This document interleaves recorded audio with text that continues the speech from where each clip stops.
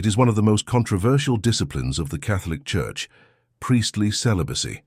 To the modern world, it seems like an unnatural medieval rule, a man-made tradition with no basis in the Bible. Critics often dismiss it as a historical power play to protect church property. But what if that entire story is wrong? What if the roots of celibacy are not found in the Middle Ages, but in the 1st century, in the example of Jesus Christ and his apostles?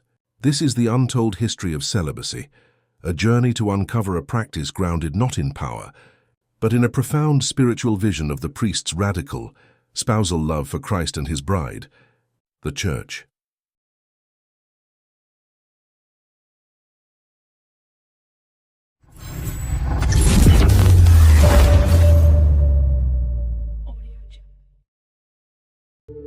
Chapter 1.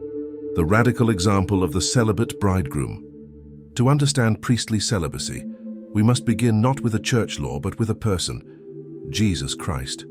The life of Jesus is the ultimate model for the Christian priesthood, and his own choice to live a celibate life was not an accident of history or a matter of convenience. It was a profound revelation of his identity and mission. In the theology of the New Testament, particularly in the writings of St. Paul and in the book of Revelation, Jesus is revealed as the new Adam, the divine bridegroom, and his church is his mystical bride. This spousal imagery is the key that unlocks the mystery. Christ came to earth to woo and to win a bride for himself, the church, and to unite her to himself in an everlasting covenant, a divine marriage sealed not with a ring, but with the precious blood he shed on the cross. His entire life on earth was an act of total, undivided self-giving for the sake of this bride. He had no wife and no biological children, precisely because his fatherhood was to be universal. His spousal love was not for one person, but for the entire family of God he came to create. Every ounce of his human energy, every moment of his time, every beat of his heart, was directed toward the will of his Father and the inauguration of his kingdom, the Church. He held nothing back. His celibacy was the perfect physical expression of his total spiritual and ontological consecration to God and to the souls he came to save. He was the man completely for others. This radical availability, this undivided heart, is the Christological foundation upon which the Church's discipline of celibacy is built. It is an invitation for the priest to configure his own life to the life of the high priest he represents, to love the Church with the same total and spousal love of the bridegroom himself. Chapter 2. For the sake of the kingdom. The apostolic witness. This radical example of Christ was not lost on his first followers. In fact, Jesus himself spoke directly about this state of life. In the 19th chapter of Matthew's Gospel, after reaffirming the sanctity of marriage, Jesus speaks of a different but equally holy calling. He says, "Not all can accept this word, but only those to whom it is granted. There are eunuchs who have made themselves eunuchs for the sake of the kingdom of heaven. Let anyone accept this who can."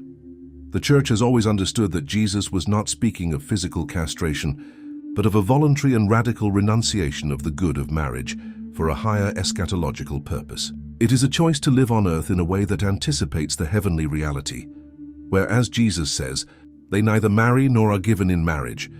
It is a total consecration of one's entire being, body and soul, to the service of the kingdom of God. Here and now, the Apostle Paul, himself a celibate, provides the most extensive biblical teaching on this in his first letter to the Corinthians, chapter 7. While affirming the goodness and holiness of marriage, Paul clearly presents consecrated celibacy as a higher or better path for those called to it. And he gives a very specific practical reason: undivided devotion.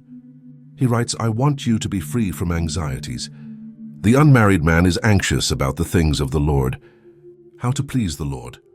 But the married man is anxious about worldly things, how to please his wife, and his interests are divided. For Paul, the issue is one of radical availability. The minister of the gospel should be free from the legitimate and demanding responsibilities of marriage and family so that he can give himself completely to the Lord and his flock. But what about the fact that some of the apostles, most famously St. Peter, were married? This is a point frequently raised by critics, but it misses the historical and theological nuance. The consistent tradition of the early church, found in the writings of church fathers like Tertullian, Eusebius, and St. Jerome, is that while some apostles were indeed married before their calling, they embraced a life of perfect continence. That is, they ceased to have marital relations with their wives after they began their apostolic ministry. This practice, known as apostolic continence, is the ancient seed from which the later discipline of mandatory celibacy grew. The question is not simply were the apostles married, but how did they live out their priesthood after they answered Christ's call? The tradition asserts that they too embraced a life of undivided devotion, living with their wives as brother and sister for the sake of the kingdom. Chapter 3. The Priestly Identity. In persona Christi capitis. This biblical and apostolic foundation is further deepened by the Church's very understanding of what a priest is. The Catholic priest is not simply a community leader, a teacher, or a presider at worship. Through the sacrament of holy orders, he is ontologically changed. He is configured to Christ in a unique and profound way, empowered to act in persona Christi capitis, in the person of Christ, the head of the Church. When a priest says the words of consecration over the bread and wine, "This is my body, this is my blood," it is Christ himself who speaks and acts through him. When a priest says, "I absolve you from your sins," it is Christ himself who forgives.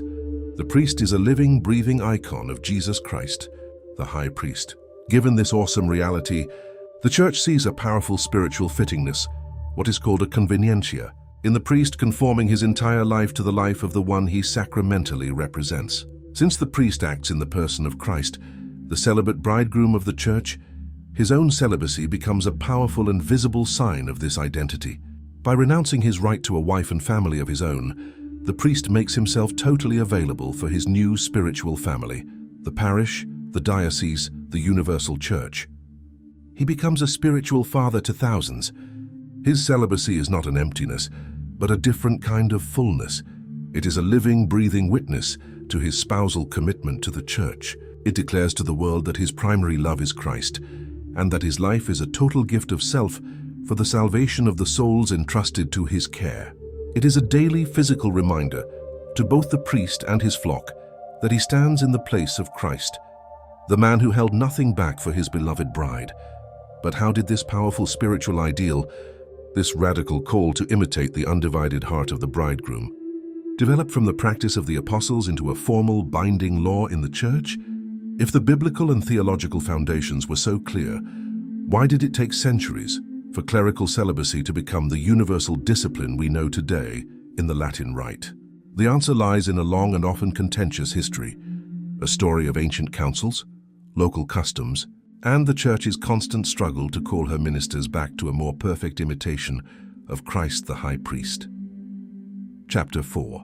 From Apostolic Custom to Local Law. The powerful spiritual ideal of a priesthood, marked by an undivided heart, modeled on Christ and taught by the apostles, did not vanish after the 1st century. It echoed powerfully through the writings of the early Church Fathers. Figures like Tertullian at the end of the 2nd century and the great biblical scholar Origen in the 3rd century wrote about the spiritual value and widespread practice of clerical continence. The historian Eusebius of Caesarea, writing in the early 4th century, noted that it was the established custom for the highest-ranking clergy to observe continence after their ordination. The great church doctor, St. Jerome, a fierce champion of this tradition, argued that priests, like the priests of the Old Covenant during their time of temple service, must live in a state of perpetual purity, because they are perpetually offering the spiritual sacrifice and, most importantly, handling the body of Christ in the Eucharist. The logic was clear. If the priests of the old law had to be continent to serve in a temple made of stone, how much more should the priests of the new law, who serve the true temple, Jesus Christ, live in a state of total consecration? This was not yet a universal written law, but a powerful living tradition, an apostolic custom that was widely understood as the ideal. The first known attempt to codify this tradition into formal written law occurred around the year 306 at the Council of Elvira in Spain. Taking place just before the end of the brutal Diocletianic persecution, this was a council of bishops and priests filled with a fervent desire to uphold the highest standards for the clergy. Canon 33 of Elvira is remarkably direct and unambiguous.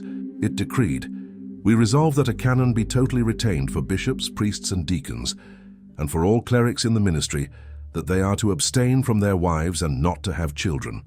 Whoever does so is to be removed from the honor of the clergy." This is a stunning piece of historical evidence. It shows that, at the very beginning of the 4th century, a council of bishops was not inventing a new rule, but enforcing what it considered to be an already established and binding apostolic tradition of perfect continence for all major clergy. Just a few years later, in 325, the First Great Ecumenical Council of Nicaea convened. The Council Fathers discussed making the discipline of Elvira a universal law for the whole Church, but ultimately did not, choosing instead to uphold the ancient custom without imposing it as a universal binding canon. Nicaea did, however, pass a canon forbidding any priest from living with any woman other than a close relative, such as a mother, sister, or aunt, to avoid any suspicion and to support the continent clerical life. Over the next few centuries, the discipline would develop differently in the East and the West. The Council of Trullo, held in Constantinople in 692 and considered authoritative for the Eastern churches, solidified the Eastern practice that continues today. The East highly values celibacy, which is why all their bishops are chosen from the ranks of celibate monks. However, as a pastoral concession or oikonomia, they permit men who are already married before ordination to be ordained as priests and to continue to live with their wives. The Church in the West, however, would continue to hold up the more ancient and stricter tradition of perfect continence for all major clergy as the apostolic ideal to be striven for. Chapter 5. The Dark Ages and the Struggle for Reform. The collapse of the Western Roman Empire in the 5th century plunged Europe into a long period of political instability, social upheaval, and violence that we often call the Dark Ages. This chaos had a devastating effect on the life of the Church. With the breakdown of central authority, a system of feudalism arose, and with it, the practice of lay investiture, where secular kings and feudal lords would appoint bishops and priests, often as a political reward, with little regard for their spiritual fitness. Church offices, with their attached lands and revenues, came to be seen as personal property, a fiefdom to be managed. In this environment, the ancient discipline of clerical continence faced a severe crisis. The practice of priests and even bishops openly taking wives and having children, a practice that reformers would condemn as Nicolaitism, became widespread in many regions. This was a direct violation of the established canons, but in the chaos of the times, it was difficult to enforce. The problem was not merely one of personal morality. It had profound structural and theological consequences. A married priest's loyalty was now divided. Was his first duty to his bishop and the church, or to his powerful father-in-law, a local baron? A married priesthood in a feudal system inevitably led to the temptation to treat a parish or a diocese as a family inheritance to be passed down from father to son. This created a kind of priestly caste, turning the sacred vocation into a family business and a path to worldly power. The spiritual mission of the Church was being choked by these worldly entanglements. It is in this context that the common modern criticism arises that celibacy was invented to protect church property. But this gets the history exactly backwards. The Church didn't invent celibacy to solve this problem. She fought to restore the ancient discipline of celibacy as the essential solution to the grave spiritual and temporal corruption that a married, hereditary clergy was causing within the feudal system. The fight for celibacy was a fight for the spiritual independence and integrity of the priesthood. Chapter 6. The Gregorian Reform and the Universal Law. The great turning point in this struggle came in the 11th century with the rise of the Gregorian Reform, one of the most significant reform movements in the history of the Church. Named after its most powerful champion, the brilliant and fiery Pope St. Gregory VII, this movement was a top-to-bottom effort to purify the Church and free her from worldly corruption and secular control. Pope Gregory, a former monk from the great reform-minded Abbey of Cluny, saw with perfect clarity that the spiritual health of the Church depended on the holiness of her priests.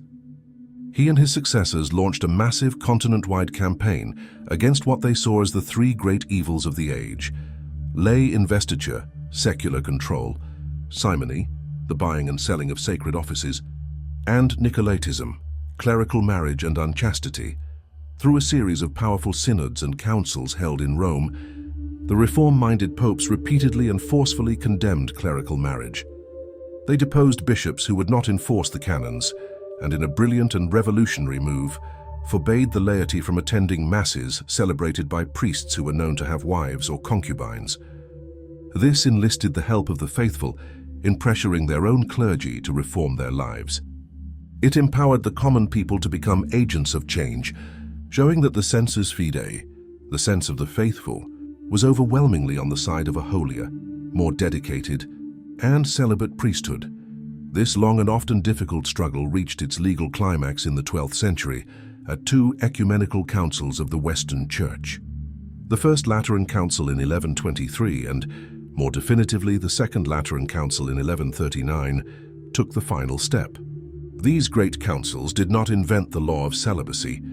They took the ancient apostolic tradition of continence, which had been the ideal all along and had been legislated locally for centuries, and made it a universal and binding discipline for the entire Latin or Western Church. Furthermore, they made a crucial legal change that closed all loopholes. They decreed that any attempt at marriage by a man already in holy orders, a deacon, priest, or bishop, was not just illicit or unlawful, but was now to be considered invalid. In the eyes of the Church, the marriage simply never took place, because the man had already made a total and permanent gift of himself to God and the Church. This was the final, definitive legal codification that has remained in force in the Latin Rite to this day. The Gregorian Reform and the Lateran Councils solidified priestly celibacy as a cornerstone of the Latin Rite, a discipline that has been upheld for nearly 1,000 years since. But the story does not end in the 12th century. In the modern era, this ancient discipline has faced a barrage of new challenges, from the Protestant Reformation's rejection of it, to the sexual revolution, to the clergy abuse crisis. Why does the Catholic Church, in the face of all this, continue to hold fast to this demanding practice? What is its deeper spiritual value in our modern world, and what is the definitive answer to the question of whether this ancient law could ever be changed? Chapter 7. The Modern Objections, Reformation, Revolution, and Scandal. The solidifying of the law of celibacy in the 12th century was a high point of reform, but the challenges to the discipline were far from over. The first major theological assault came during the Protestant Reformation in the 16th century. The Reformers, in their rejection of the Catholic Church's sacramental priesthood and her authority to establish binding disciplines, saw celibacy as a prime example of an unnatural man-made law imposed upon the clergy. Martin Luther, a former celibate monk himself, argued that the vow was impossible for most to live and that it led to hypocrisy and sin.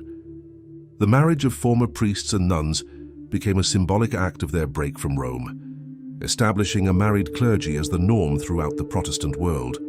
Centuries later, a new and even more powerful challenge arose, not from theology but from culture. The sexual revolution of the 20th century unleashed a tsunami of cultural change that promoted the idea that sexual expression is absolutely essential for human happiness and psychological health. The Freudian notion that repressing the sexual instinct was the primary cause of neurosis became widespread.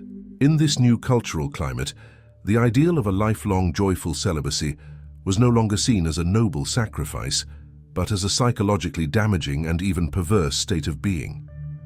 This created a profound disconnect between the Church's ancient teaching and the modern world's fundamental beliefs about human fulfillment.